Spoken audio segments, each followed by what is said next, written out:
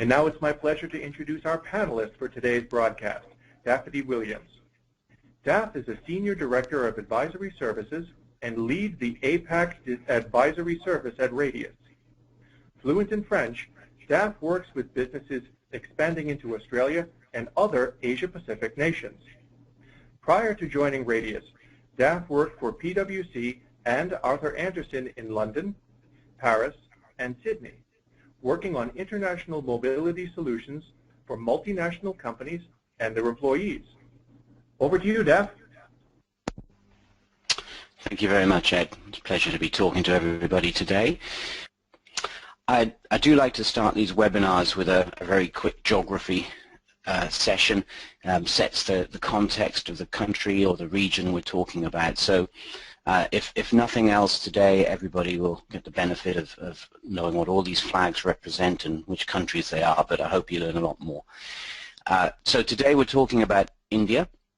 There's the Asia-Pacific region. Some people count India as part of Asia-Pacific, others don't, but at Radius we certainly do. And you can see there it's dominating the western edge of that region, made up of a number of states. So just a quick overview of what we're going to talk about today. Really, very briefly, we'll talk about the tax base in India, how companies operating there will be taxed. We'll look at a few other items, what typically we see happening with organizations expanding into India, and a very common scenario. Continuing the tax theme, we'll look at some of the triggers that might create a taxable presence in India, a permanent establishment, and some of the various solutions and registrations in order to address that.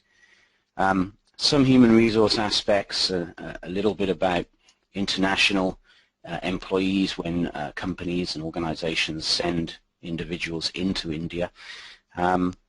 A summary of some of the recent updates in India, and then we'll finish off with some Q&A. Liberally sprinkled throughout this presentation, we'll see a few little facts some people may or may not know about India. This one in particular is quite eye-popping. Basically half the population, more than half the population of India now are aged 25 years or younger. Now that compares with a lot of other, say, Western developed economies, which might have a trend in the opposite direction, particularly places like the UK and Australia. In the UK at the moment there are more 65-year-old people and more and older than there are less than 18 years old, and that's trending towards 2050 where there'll be only two people in the workforce for every one person retired. Now, in India, clearly with a position like that today of 25 years or younger, half the population, they clearly are building for a very strong economy, as some of those more developed economies are getting very top-heavy with the retirement group. I did mention states earlier in India, and here's not a very easily readable map, but each of those little colors on this map of India is a separate state, and this is one of the things that organizations going into India need to be aware of, is the level of federal and state bureaucracy that will present itself almost at every level of operation in India, from the initial registration, employing people, which state are they working in, will bring with it a whole raft of different registration requirements. There are federal laws to register under, but equally if you're employing someone in Mumbai or in Bangladesh, you have different states to deal with. So a large collection of states there, and knowing which one you're going to be operating in will prepare you for understanding a lot of the different registrations that you need to consider as you start the operation there. Again, a bit more of setting the scene for India. statistics, and in this case economics. This is where India sat, at least in 2012, sat in the Asia-Pacific GDP ladder. So you can see they're a fair way behind China and Japan, two leading global economies in the region, but ahead of everyone else really in the region there.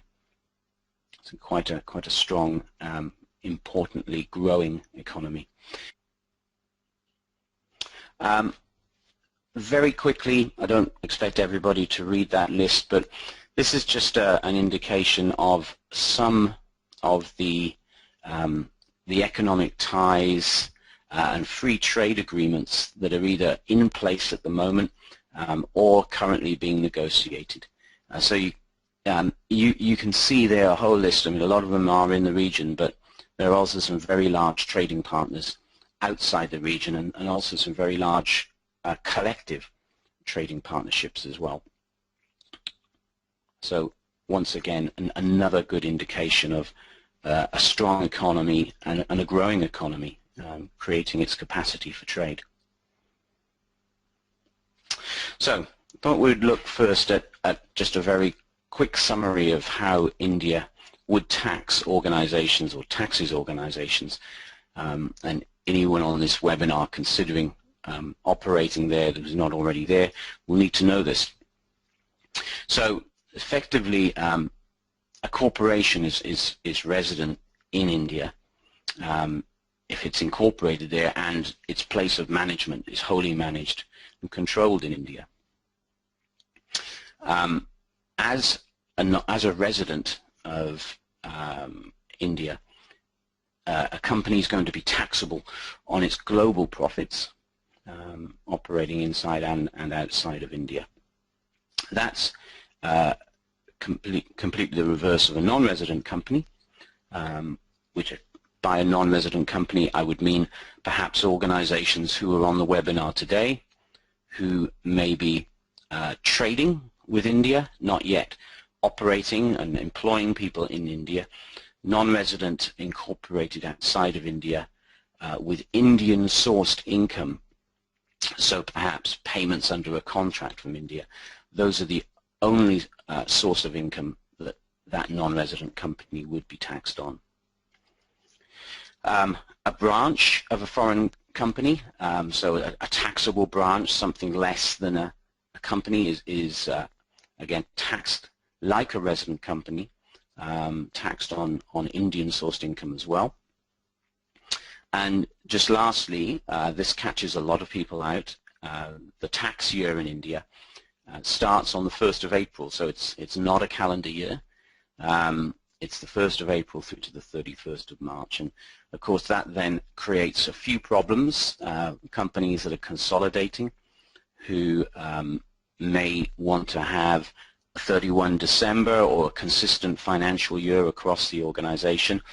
Got to take into account that there are deadlines in India which will fall outside of the normal corporate filing calendar.